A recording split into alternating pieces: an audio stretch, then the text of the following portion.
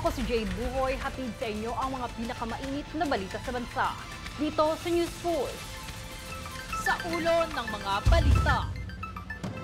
Kabuang kaso ng HIV sa lalawigan ng Quezon, umabot na ng higit sa 1,600.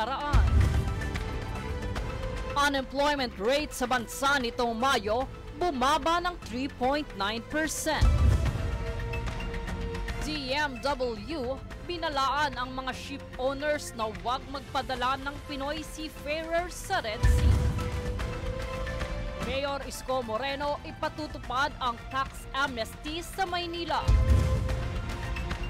5,000 pesos idadagdag sa cash allowance ng mga national athletes. First batch ng official entries sa MMFF inilabas na.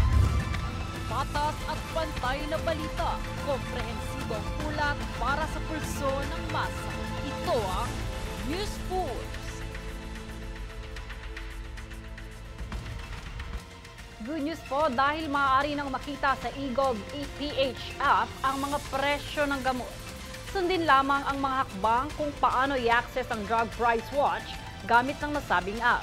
Maaring mahanap ang mga presyo ng inyong hinahanap na gamot kabilang ang generic nito na mas mababang presyo kumpara sa branded.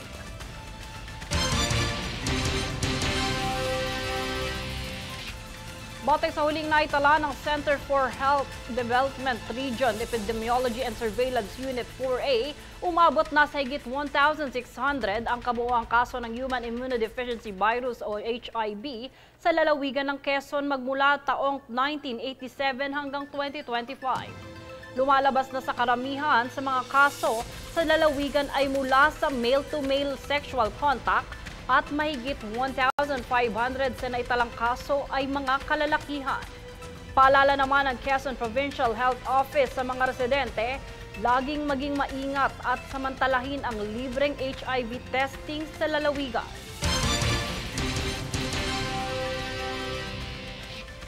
Ayon sa datos ng Philippine Statistics Authority o PSA, bumaba ng 3.9% ang bilang ng unemployed Filipinos nitong Mayo nung ikukumpara sa 4.1% noong Abril.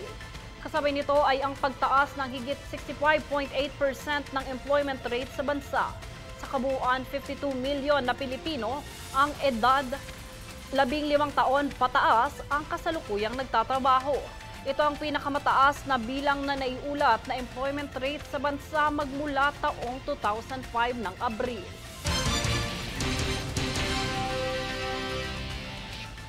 Sa bisa ng kampanya kontra ilegal na droga ni Pangulong Ferdinand Marcos Jr., nasabat ng Philippine Coast Guard o PCG at Bureau of Customs o BOC at PDEA ang 749.6 million peso na shabu sa isang shipment sa Manila International Container Port noong July 7. Natuklasan na ang 106 na pakete ng ilegal na droga na may kabuang timbang na 110,240 grams matapos ang isinagawang 100% physical examination sa mga kargamentong mula sa XYZ Global Express. Nakumpirma ng mga otoridad na ang shabu ay nakahalo sa milk powder upang pagtakpan ang kontrabando.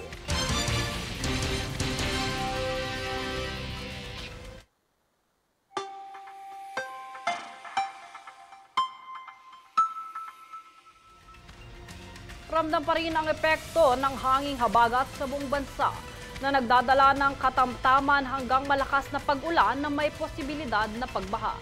Mararanasan ito sa mga lugar sa Metro Manila, Cordillera Administrative Region, Negros Island Region, Zamboanga Peninsula, Mainland, Cagayan, Cavite, Laguna, Batangas, Rizal, Antique, Aklan at iba pang bahagi ng Ilocos Region.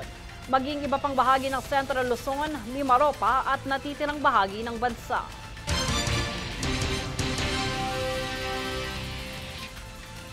Susunod sa News Pulse. Pamilya ng hazing victim nais magsampa ng kaso sa 4 na PMA cadets na sangkot sa insidente.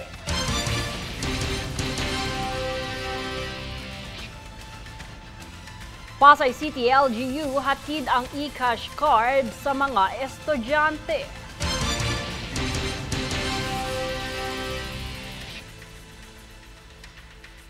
DMW, binalaan ang mga ship owners na huwag magpadala ng mga Pinoy seafarers sa Red Sea.